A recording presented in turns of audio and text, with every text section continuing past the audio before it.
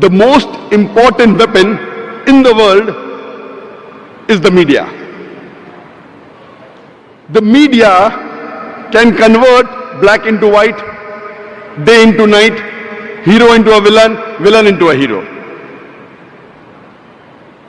And we find today in the international media, there is virulent propaganda regarding Islam. We find in the international media, the international newspapers, the international magazines, the radio broadcast stations, the international satellite channels, on the internet, they are bombarding misconceptions about Islam. And according to an article that came in the Newsweek magazine on 16th of April 1979, it said that more than 60,000 books have been written against Islam in a span of 150 years. If you calculate, it is more than one book every day. And after 9/11, this has reached epidemic levels.